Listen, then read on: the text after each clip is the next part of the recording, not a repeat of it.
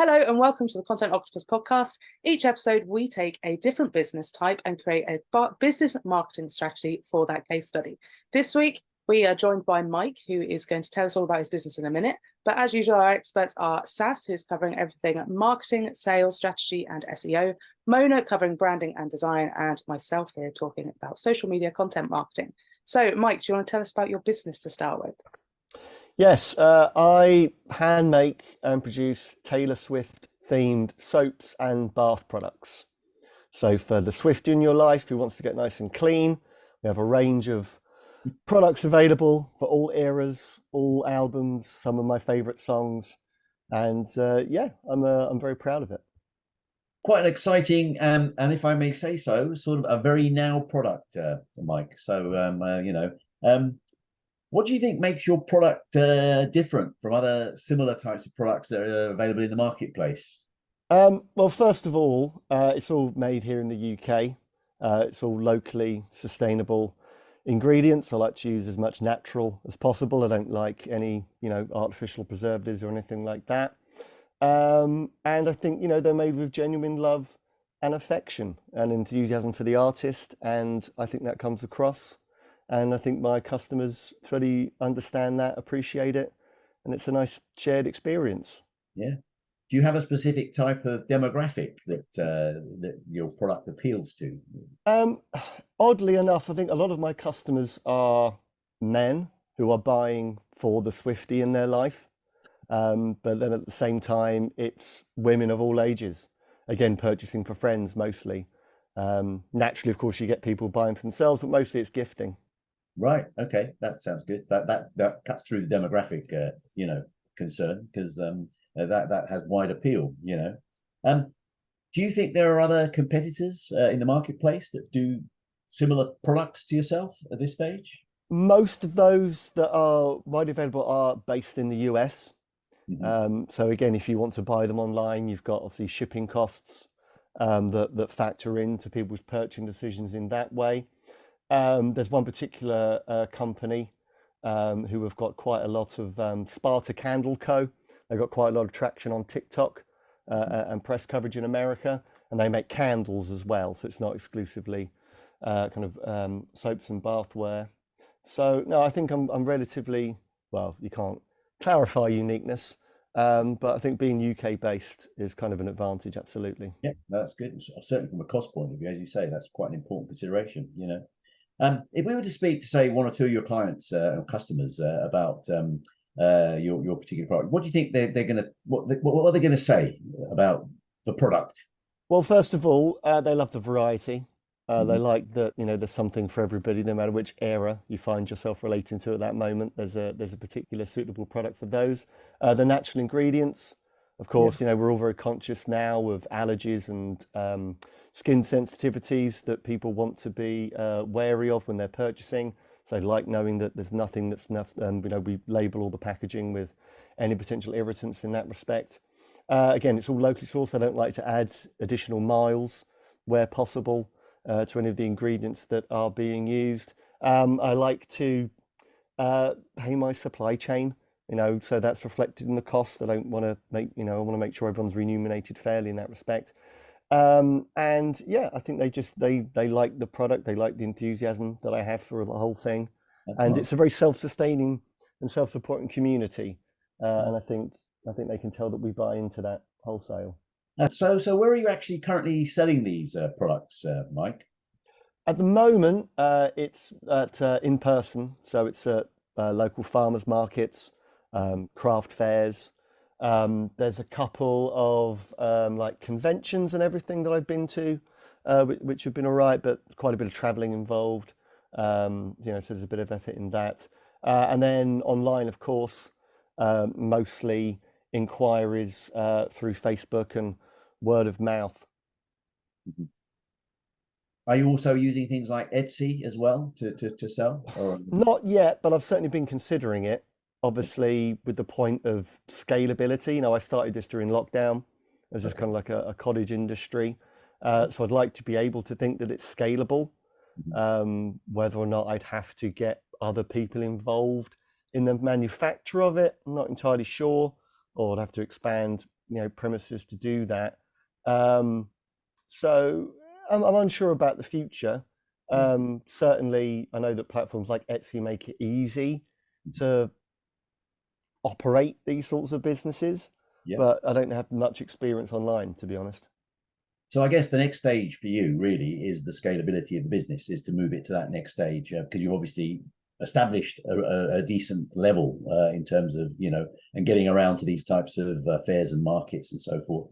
So if you wanted to now move yourself into the next, next sort of big area, you would probably need to think about scalability. Perhaps have to talk to people who can do it on a mass market basis. Yeah, I mean, I'm wary of that, and I think I don't want to lose control of it. So I think knowing how I can still be responsible for promoting it and marketing it and managing it, maybe that's something that I have to take more ownership of if I'm going to outsource more of the production to scale it. Okay, no, that's fine. Do you have a website, by the way, by any chance? Do you have a website? No. Is that something you're thinking of, Well, it's always easy, isn't it, when you can direct someone to a website? Yeah. But then, of course, right, is that just with products? Is it an e-commerce platform, if that's the right terminology? That would be a very good idea, because you've got product on there, and how many different types of products, how many different SKUs do you have? Is it a number, or? Well, I try and keep it to 13. Okay, 13. That's an unlucky number for some, but not for Swifties, it isn't. So products come, products go. Exclusive availability. So some are limited edition, so they're not always available all the times of year. So I like to keep the product range flexible. Tight, yeah. And I think 13, actually, if you only got that number of products, that makes an e-commerce site very viable as well, because it means the management of it is fairly straightforward as too. So I think that if you are thinking of going down the website route, which it sounds like you are, an e-commerce site would definitely be an active consideration. One of the things I was going to say to you regarding website was, if you want to sort of link between Etsy and the website, Etsy will only ever really pick up, and promote you within its own ranks, so to speak. I'm now talking from a point of view of search engines and all that sort of stuff, provided you've got a website. And with that in mind, you have to have sort of key search terms and keywords and all that sort of stuff covered in your website that will enable that to happen. So I think whenever you're ready for that, that's a major consideration for you. That will then make you more attractive to search engines. And by the same token, will also give you a boost in Etsy as well when you're ready to put your products onto that platform as well.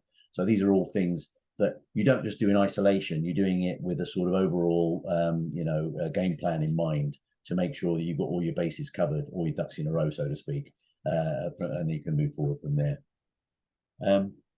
So taking one step back, perhaps, from all that, I suppose it's partly my fault because I haven't asked the right questions in the right order, but I will ask it now. Do you have any sort of strategy for or a budget that you do for your own marketing purposes? And if you do, how frequently do you look at it and think about it? Budgets aren't my strong point. I'm not much of a mastermind when it comes to the numbers.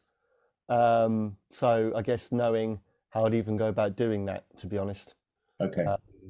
I don't know if there's a formula for how much you should spend on marketing in terms of what you want to get back, and I don't know how that scales, so to speak.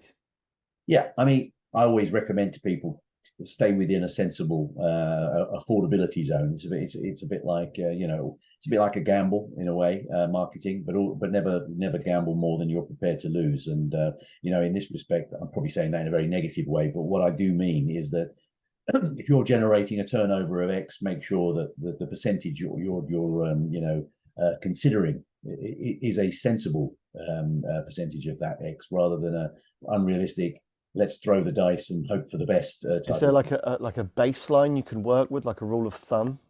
There is a rule of thumb. However, I would not recommend that as being an approach. It's just a figure. Okay. So if you're turning over, let's say for the sake of our argument, 100,000 a year, and you wanted to put, say 1% of that towards marketing as a start, that could be something. If you're more bullish, you could go for 5% or 10%. But I don't recommend you go down that road. That's the reason I'm saying these is I would recommend we look at it from an organic point of view. Say, what are the things you want to do? What are the short-term, medium-term, long-term plans? Let's look at it over a year period, and what can you do? What are the quick wins? Because some of those may not come at a big cost, you see. They may be just things that involve your time. I mean, you're obviously spending money on the on the stalls and going to the markets and the fairs and all that sort of stuff. And obviously there's logistics costs involved in that as well. Well, and also the time I'm making them, it's literally me making them.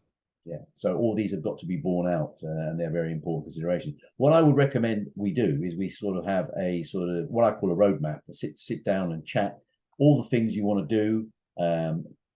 What all you will need to do to come to that meeting is think about how much you can realistically afford to spend on that, and I can give you a rough idea, in terms of percentages if you want. Stay between 1% and 5% of your turnover as a yardstick. That may fix.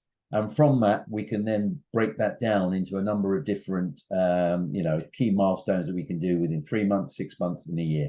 And maybe the year becomes the website, for example. So far, I mean, you've mentioned stalls and fairs, Mike, but what other effective channels have actually been able to provide you with a good source of business? Well, yeah, I mean, there's the in-person things, but they're hard to rely on and they're fairly infrequent, to be honest. And then requests through social media. So like messages on Facebook, some on Instagram. Again, I have these accounts, but I'm not active there. I'm only really reacting, to requests that are coming through. So yeah, I guess I could try better on those. And it's, I'm sending PayPal invoices.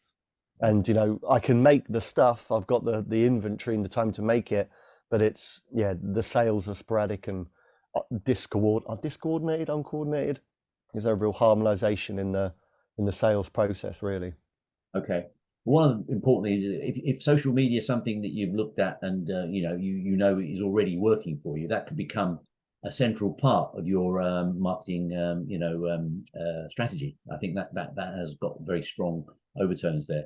And we can beef that up, and obviously, if it's a good quick win, that comes to the fore, and it's sort of immediate stuff that we look at, Do you actually have a database of clients and prospects that you can use for marketing purposes at all?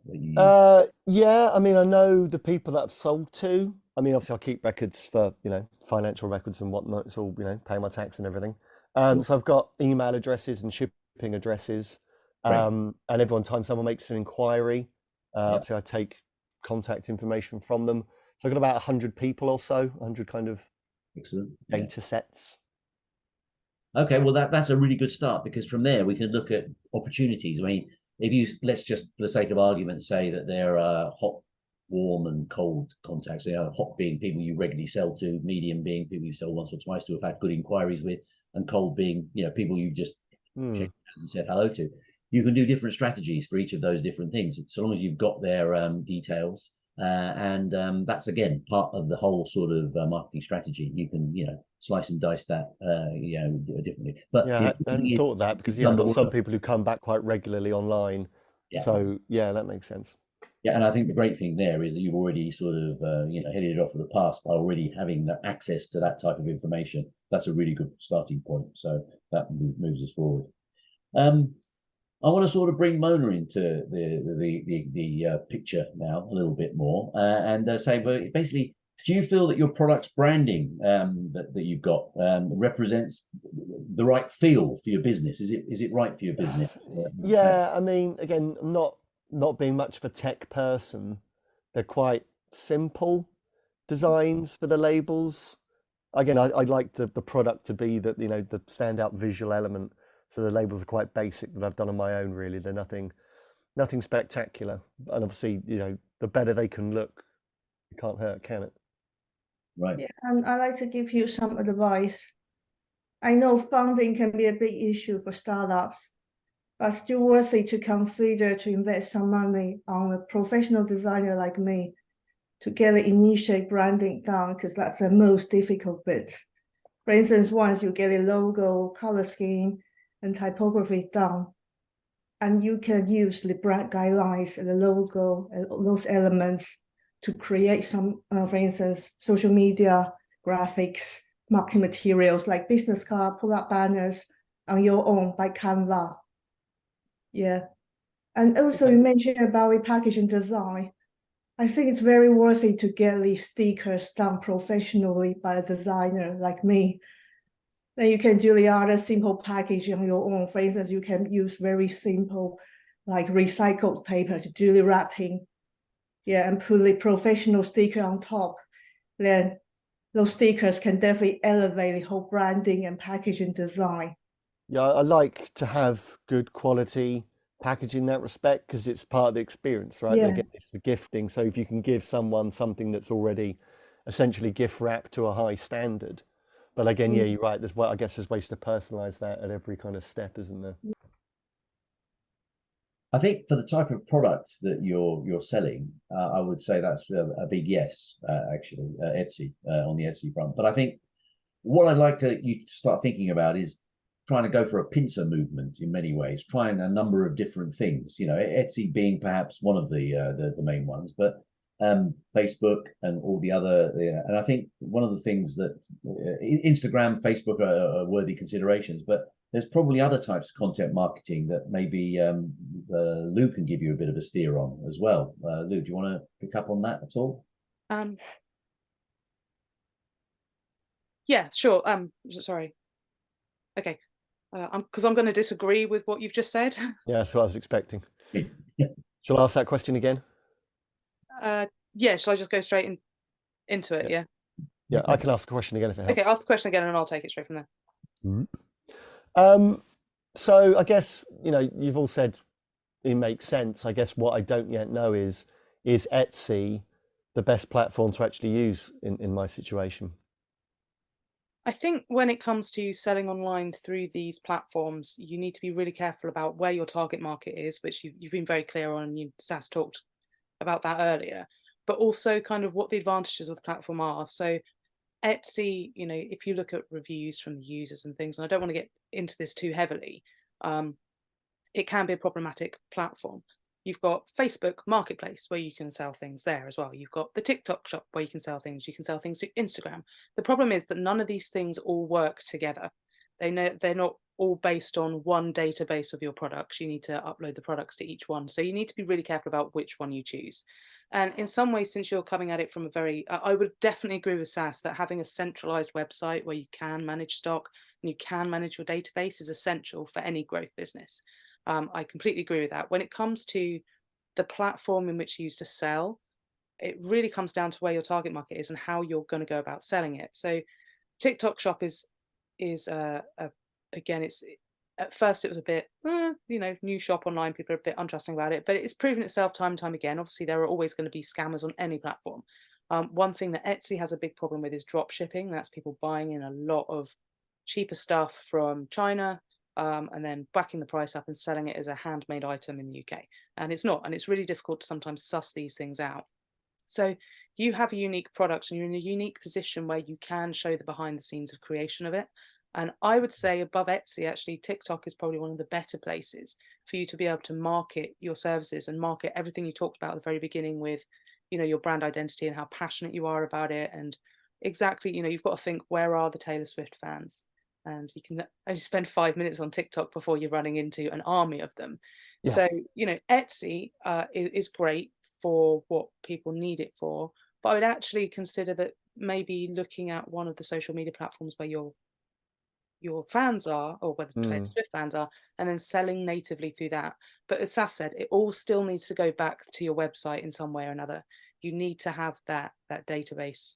It's like a foundation of something that's kind of that everything else is built upon. Yeah, absolutely. And I think that Etsy is great for what people use it for.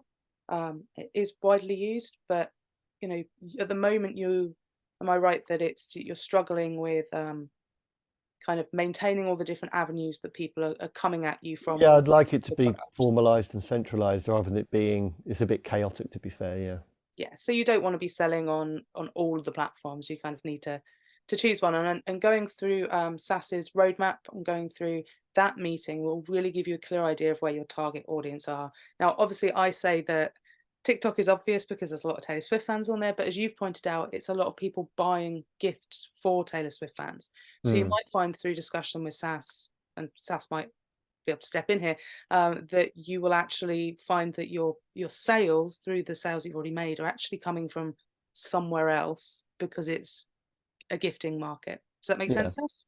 Absolutely, 100%. Because I think a lot of, and this is where Etsy could come into its own, because Etsy is usually used by a more mature, shall we say, demographic. And I think if you're trying to sort of attract the parents of Taylor Swift fans this time of the year, especially sort of Christmas and so on, as a perfect gifting gift. It certainly works that way in the markets. Yeah. You know, people will say 50 plus may not necessarily be as switched on to TikTok as they would be if they were able to get this product through Etsy. So that way you're covering all elements of the market, you know, and offering a more rounded, marketing offering. So I think that's a really good consideration. What then would I need to do let's say, I'm using TikTok, I have an Etsy presence, and also I'm still doing things in person. What marketing do I do? It's very broad, but is there any types of specific things you'd recommend that I do for the marketing side of it?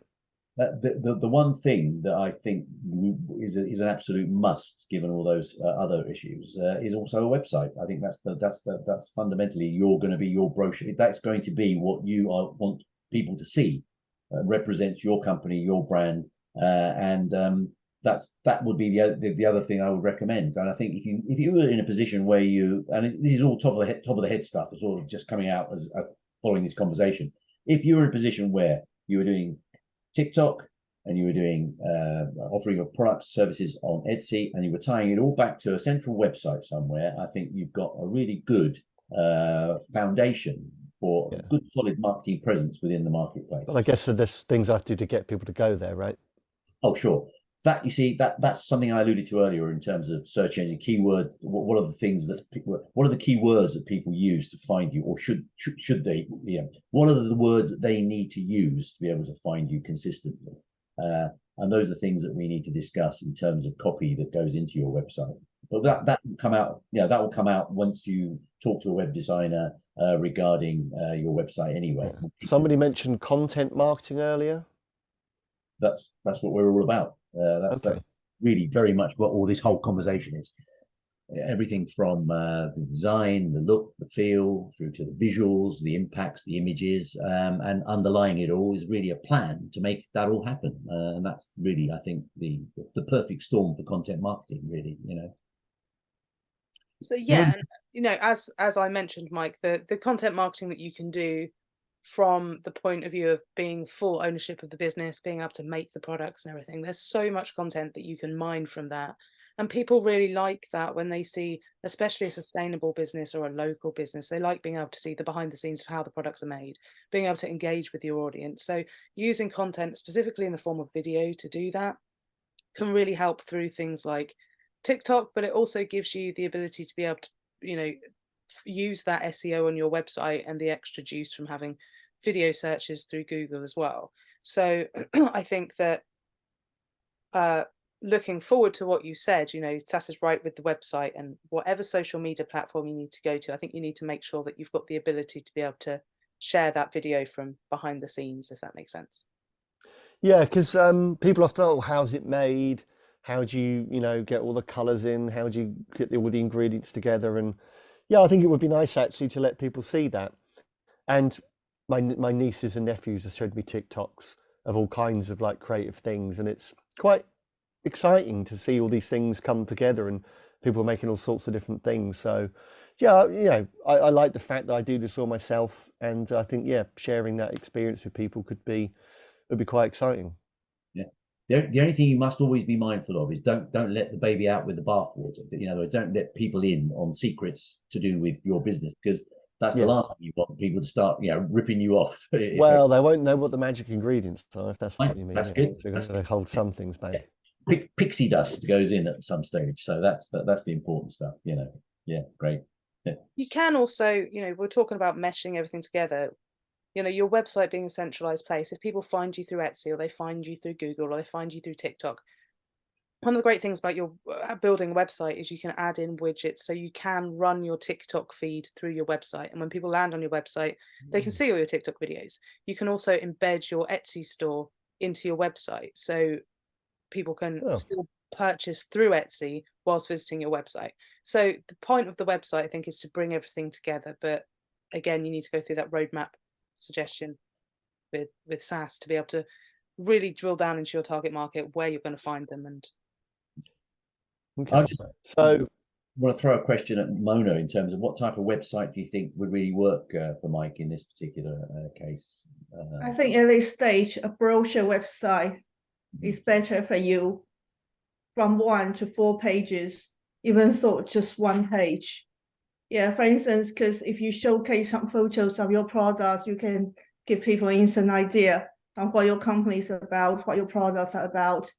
And also the images can direct more traffic to your website to generate more keywords for SEO. SaaS knows all that. And in the future, when your business is more developed, we can invest on the e-commerce page, or we can do more pages on the website. I guess I could also have special offers on the website that aren't on the other channels to maybe make the offering different maybe on each place. Yeah, I mean, you can offer different types of pricing if you wanted to. I mean, if you felt that was the right way to go. I mean, I'm not suggesting it's a great thing to do, but or you can do sort of package offers, and that sort of stuff on one of them, and see how like hampers and bundles and that sort of thing. Absolutely. Yeah, you can get really creative on that. That's a great idea.